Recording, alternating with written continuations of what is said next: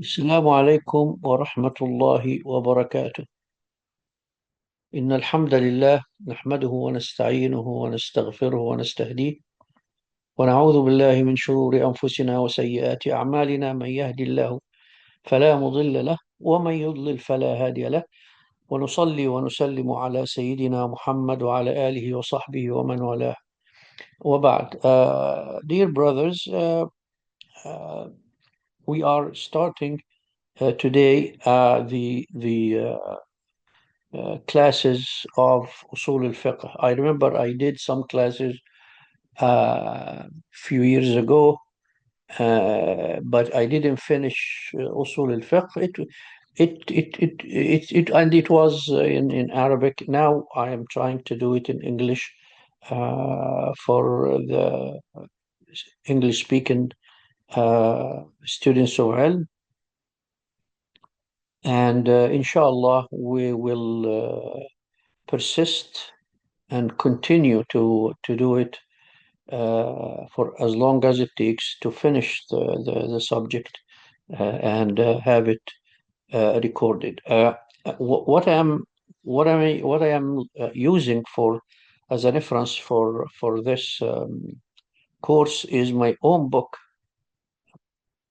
which is called "The Key to Entering the Science of أصول الفقه مفتاح الدخول إلى علم الأصول", which I compiled together um, about 9 years ago or something like that, and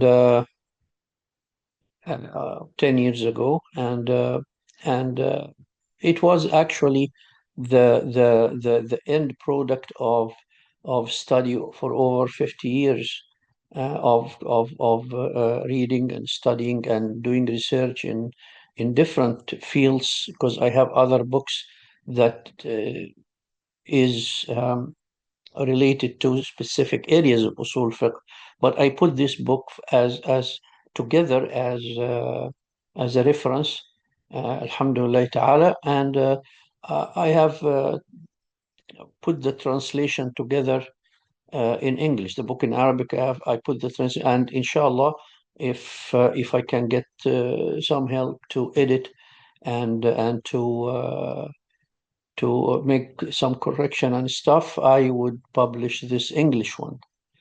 But let's not get ahead of ourselves here, and uh, let me start talking about the manhaj, the methodology that I use, and in order to study not only usul fiqh, to study all the other sciences related to the field of Islamic subjects, which is the methodology of Ahl Sunnah wal Jama'ah. Ahl Sunnah wal Jama'ah is the title of the people who follow uh, the right guidance of Al-Kitab wa Sunnah. Those who actually on the right path. رسول الله صلى الله عليه وسلم in hadith خط مستقيما, and he said هذا سبيلي, and then he put some little lines coming out of this main line on the sand, and he said وهذه الطرق, these are the other ways. ثم قرأ the ayah, then he recited the ayah وأن هذا صراطي مستقيما فاتبعوه. This is my sirat, this is my straight sirat, so follow it. ولا تتبعوا السبل فتفرق بكم عن سبيل, and don't go astray following these branches that comes out of it, or that come out of it, in order not to lose the way and the guidance. So that's what we follow. That's what we try to follow all the time in every study we do. This methodology of the people of Sunnah and Jama'ah is derived from Kitab and Sunnah, as we can see now, because Usul al-Fiqh is about the rules that the intellect, the human mind extract from Kitab and Sunnah at the basis, Kitab and Sunnah, in order to look into the dalil, the proofs, in order to show, like what we are going to say now, to show how we can act, or how we can act in our life. So it's called the methodology of the collection of practical Sharia ruling derived from detailed evidence. Uh, this is the fiqh. تعريف الفقه. تعريف الفقه is a collection of practical Sharia rulings. There are Sharia rulings. We'll look into this Sharia because it's kind of a circle here. What we do is or the scholars do, it started from the detailed ayah and hadith, the detailed seerah of Rasulullah sallallahu, all the sunnah of Rasul, al-Quran, number one. Number two, the sunnah of Rasulullah, qawl, fi'l, taqreer, the saying, the doing, and the approval of Rasulullah sallallahu. These three ways of sunnah. So these things happened. The Sahaba lived all these with Rasulullah in the 23 years of his blessed life, sallallahu alaihi wasallam. So they lived all this. So there was a collection of data of all these, the Quran, and how it was applied in this situation, what Rasulullah added in this and that, how did he explain, how did he he gave directions in the three ways, qawl, saying, in doing things, in guiding people, the Sahaba. There was this base of data. This base of data, the scholars who came after Sahaba, they looked starting from the time of almost the beginning of the 2nd century, where Abu Hanifa was from Tabi'in, the followers of the Sahaba. Abu Hanifa is the oldest of the 4 Imams, and he was born, I think, in 83 Hijri or something. So he is from the young followers, صغار التابعين. And then after Abu Hanifa came Malik, who was actually a little bit younger, and he died, if I remember, 178 as well. I'm not sure, but that's what I remember. Then came Ash-Shafi'i, the student of Malik, and then came Ahmad ibn Hanbal, and in the same time there was other big imams as big as these 4, like Imam al-Awza'i, Abi Thawr, Malik, Al-Layth ibn Sa'd, and these all have madhabs as well, but there was no students to carry this madhab like there was students for the 4, so they were compiled into these 4 madhab, and we still have these madhab, by the way. But so what did they do is that they looked into these detailed things, and they started to write books in regards to some specific aspects. Like one of the first books that was written, it was written by Abu Yusuf. Abu Yusuf is in the same age as Abu Hanifa, but he was his student, Abu Hanifa's student. And he wrote his famous book, Kitab al-Khiraj, which is the book of Khiraj. Khiraj is the land levy, the land tax on the land that was taken by force. So we put tax on the people, we leave them to work and do everything, but they pay tax. on it as well every year. So he wrote the first one of the first books in fiqh, which is Kitab al-Khiraj. Then after that came Muhammad ibn al-Hassan. He wrote a book about الغزوات, the فتوحات and غزوات, actually the fiqh related to that. Then came Shafi'i, and he wrote Kitab which he produces at the year 199, which is the end year of the 2nd century. Kitab the mother, which is the second version of it, because he had it twice.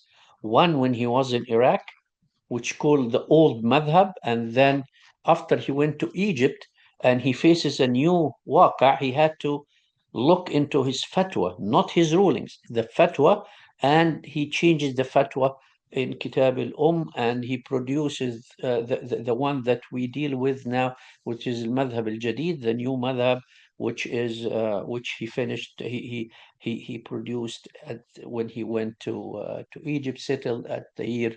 It was wrote year 199. He died, rahmatullahi alayhi wa radiyallahu an, as year 2004, like 5 years after he did. So this is how the fiqh. So the fiqh is reporting and writing the rulings on based on the evidence in general, based on evidence in general, derived from Kitab and the three methods of Sunnah. This is fiqh. So Usool al-Fiqh, we added, see, al-Fiqh, there is Usool al-Fiqh, the fundamentals of fiqh, of the jurisprudence, like it is translated in English. So what I actually was saying is that this collection of data that started to evolve, the fuqaha started to realize that there are, of course, it was in the minds of the Sahaba and Tabi'een and everything, but nobody actually geared up to write it down, because these things take time in order to get into the stage of being documented. So the first one who actually started to do that was Al-Imam Shafi'i, where he started to notice the usul behind the furu' al-fiqh, these branches of fiqh that were documented. There are usul, which is roots or fundamentals or general principles that underlay those branches of fiqh, that connects them and make them related in a way where you can use them, because you notice that this goes in this in this حكم شرعي, and this goes in حكم شرعي as it goes. So it's kind of a connection between those branches, and they are the foundation for those. So usul al-fiqh, like you connect both. Al-usul are the roots, al-fiqh are the branches based on dalil, ahkam al-shar'iyya. So usul al-fiqh are the basis and the foundation of the ahkam al-shar'iyya. So this is the meaning of the terminology of Usool al-Fiqh, the principles of jurisprudence, or Usool al-Fiqh. There is a difference between al-Hukm al-Shar'i and al-Fatwa. الحكم الشرعي is like we said الزاني والزانية فجلوا كل واحد منهما. الحكم الشرعي هذا حكم الشرعي. But الفتوى is علي محمد محمود made zina, and this was his circumstances. There was 3 shahid and 1 hesitated, and he was in his house and stuff. Whatever happened, and then the faqih comes and looked at this and he say, this is what we have to do about him. So it's a hukm shar'i but related to a specific case. So this is the difference between the hukm shar'i and the fatwa. So this is what we they call Usool al-Fiqh principles or al-Dalil al-Kulli, the general proof.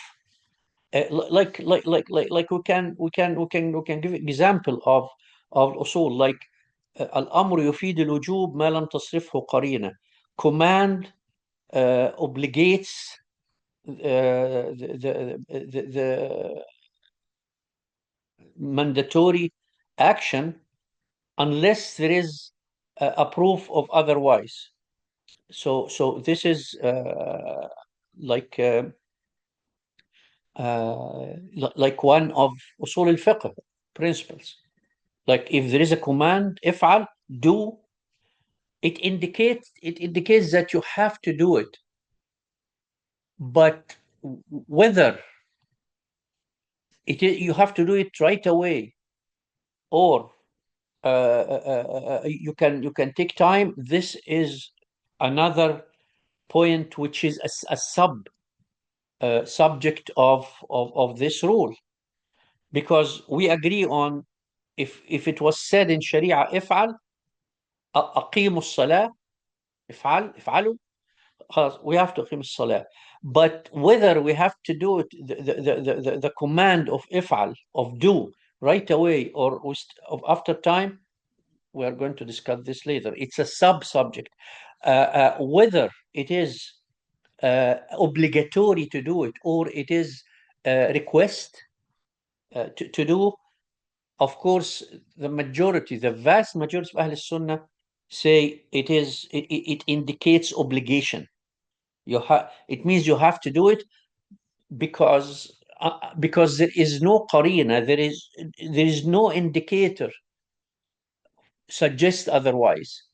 Like there is nothing that can suggest, nothing of another ayah or hadith or a circumstances, a situation where it happened that there is something to make it, oh no, it means that it is not really I don't have to exactly do it. Like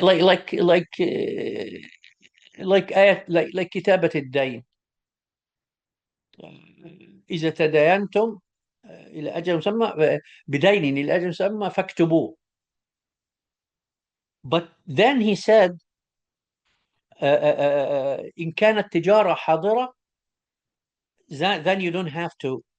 If you are doing this in buying and selling in the market and you have to go to the bank to get the money back or stuff, you don't have to do it because it's going to happen in one sitting like this. So there is an indication here that faktubuh, it doesn't mean you have to write it you have to write it right away, so here there is an indicator, qarina, to suggest otherwise. So that's one rule. Another one, another thing, the اليقين لا يرفع بالشك. like like certainty does not gets removed with doubts. You don't abandon certainty by a doubt. Like for example, you made wudu and you prayed and then you went and sat and stuff, and then it came um, Asr. You did Zuhr and then it came Asr after a couple hours, and you forgot whether you did break the wudu or not. But you remember for sure that you made wudu because you prayed, and but you don't remember whether you broke it or not. So you can actually here, what is the yaqeen, what is the certainty here is that you made wudu. What is the doubt is that you break it. So if you wish, you can pray based on your certainty, and you don't take the doubt, unless you say, but I will make wudu anyways because wudu is, it's a thawab, and I will feel better. That's not obligatory to do it. That's then you do it as tatawwu, mandub, but you can go ahead and do the prayer. So اليقين لا يزول بالشك. Another usul fiqh: ما لا يدرك كله لا يترك كله. If something cannot be achieved to its fullness, does not get abandoned in its holiness. You don't abandon it completely. Do what you can, and it is derived from the ayah فَاتَّقُوا اللَّهَ مَا اسْتَطَعْتُمْ. Make taqwa to Allah. Listen, do the commands of Allah as much as you can. So what ما لا يدرك كله لا يترك كله. If you do not achieve a whole, do not abandon the whole. Do what you can. So these are the kind of principle that usul fiqh is all about. Actually, usul fiqh, as we can see, we are going to see that it is based, there are about 5 or 6 branches, which I'm going to send you guys the graphic to it, that are the subject of the whole of usul fiqh as it develops after after الشافعي. Because what happened is that I told you that الشافعي started to uh, الشافعي started to write the the the the usul, and he came up with the first book of usul and one of the greatest documents, and he was the leader, the creator of علم usul al-fiqh, which means he didn't create because it was there embedded, and it was understood, but it means that he was the one who put it together in this comprehensive and very complete way in his book Al-Risala, the message. The way he compiled the Risala is actually different than the way that Usul Fiqh was compiled after him. And I'm going to give you like an explanation of the methodology of Shafi'i, and the two types of usul that came, the two schools of usul that came out based on his work actually, but they chose, there are two different way of developing principles of jurisprudence. Shafi'i, what he did is that he looked at Al-Quran, and he said, looked at the syntax of the language. He looked at the meanings underlay the words itself, the context, and the general the general usage of the Arabic tongue, because like the ulama said that Allah subhanahu wa ta'ala said بلسان عربي مبين. So it is based on a pure lisan Arabi, an Arabic tongue, the use of the Arabic words at the time of Rasulullah, not any time, not now, no. It is the use of the words and the context that it is used at the time of Rasulullah. This is how Quran was understood. And this is what Shafi'i based his work on. And he explained what are the main rules in the Arabic language. For instance, he discussed, of course, after he in Risala, after he talked about the ayahs and the proof of the ayah and the hadith and this and this kind of proof, then he talked about how we should look at the ayah. He talked about al-am, the general and the specific. And he indicated he indicated the general, which is the general is all over the Arabic tongue and in Quran. والمطلقات يتربصن بأنفسهن عام. It's general. All المطلقات, all divorcee women, they wait 3 قروء, 3 قر, and قر can be understood in language as to purify, and it can be viewed as to have periods, the 3rd period. So when they have the 3rd period, they are okay. And people said no. So let's continue anyways, and then we.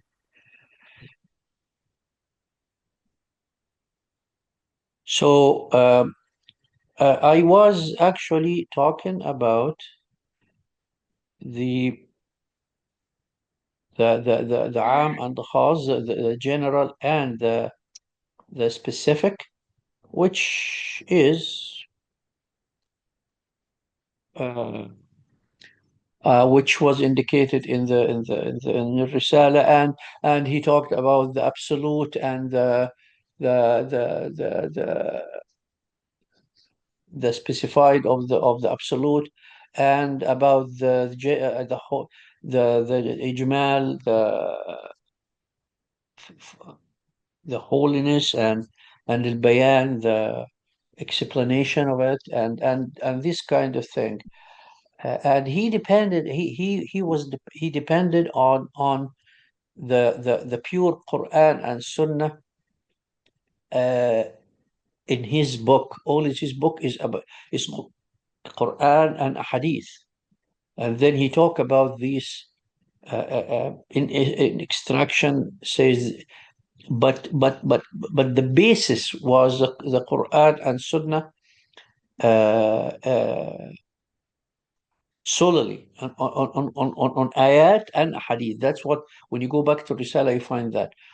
Later on, when Shafi'i came, two actually schools of writing Usool al-Fiqh emerged. One they call madrasa, the school of al-Mutakallimun and al-Shafi'iyya, madrasa al-Shafi'iyya والمتكلمون. متكلمون, I don't know, they translate it as methodologists, and but متكلمون in our understanding is people of talk, because because of something else we discuss in Aqidah. But مدرسة الشافعية والمتكلمون, because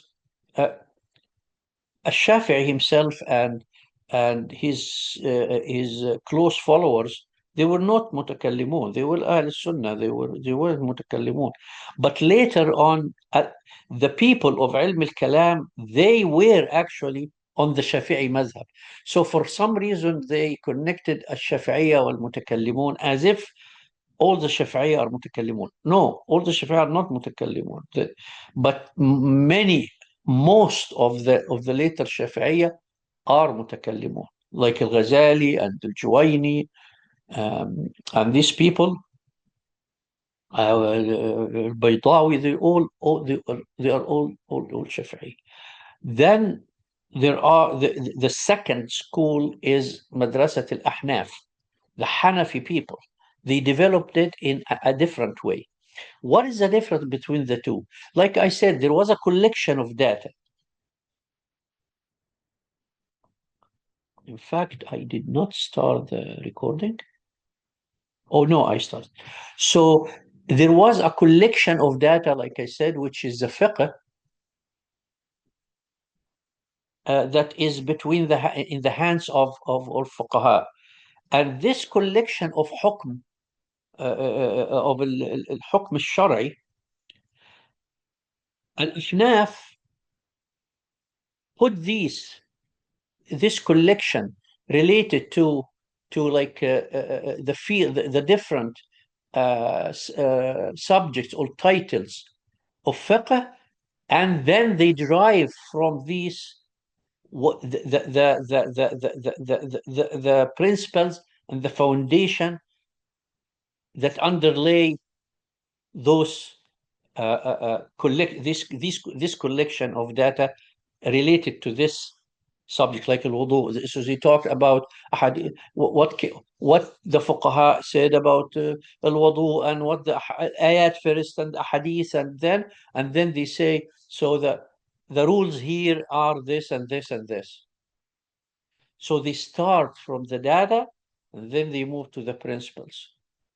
What is Shafi'iyya and the متكلمين الشافعية did, the other school, is that they studied the data. So they studied the data, they extracted the principles of and the rules, they wrote it, and then with each of them, they put examples from this data. So you see the difference between the two schools.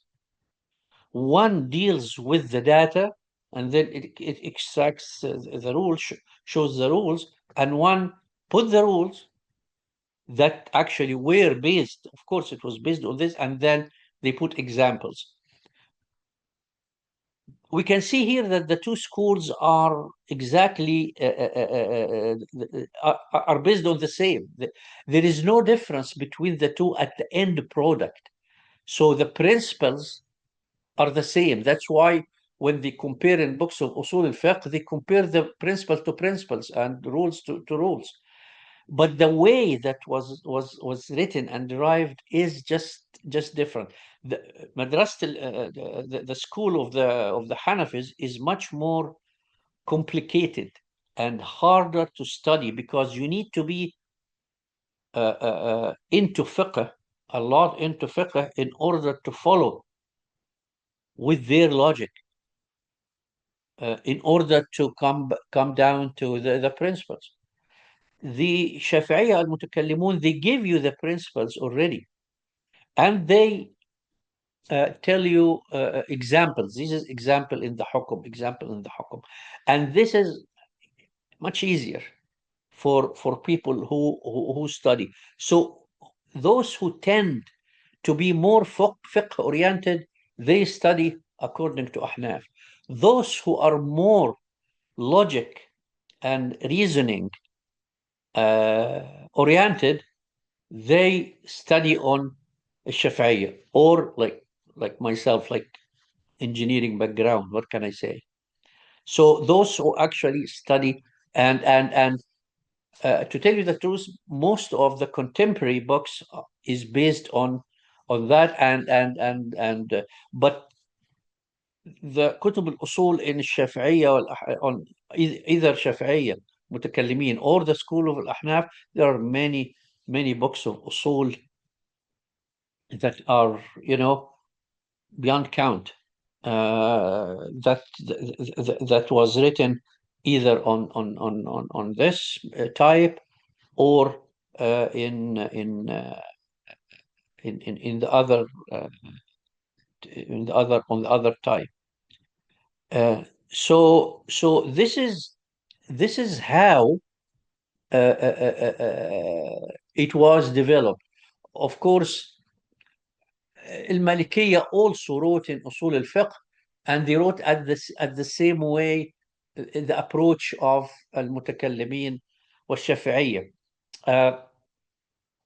Of course, the big names in أصول الفقه, the huge names in أصول الفقه of the school of الشافعية المتكلمين, the book البرهان, the proof by الجويني, book المستصفى للغزالي أو المعتمد لأبي الحسين البصري, but أبي الحسين البصري was معتزلي. So because they always say there are 4 pillars of أصول الفقه in this school, which is البرهان للجويني, المستصفى للغزالي, المعتمد لأبي الحسين البصري والمنهاج للبيضاوي, and شرح الأسنوي على المنهاج أو شرح المنهاج للأسنوي.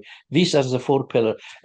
أصول الشافعي, the big huge names are like تأسيس النظر للدبوسي and أصول البزدوي للإمام البزدوي الحنفي. The more recent, of course, that was written, the big names like إرشاد الفحول للشوكاني, and then more recent in the last century, أصول الفقه للإمام الخضري, أو أصول فقه لمحمد أبو زهرة، أو الأصول الفقه لعبد الوهاب خلاف، أو أصول الفقه لعبد الكريم زيدان. Many people wrote in أصول الفقه, but these are the big names of our time and the old time. So this is this is a background of what أصول الفقه compiles, how was it compiled together, what are the different schools that discussed أصول الفقه, and then we will then move to the second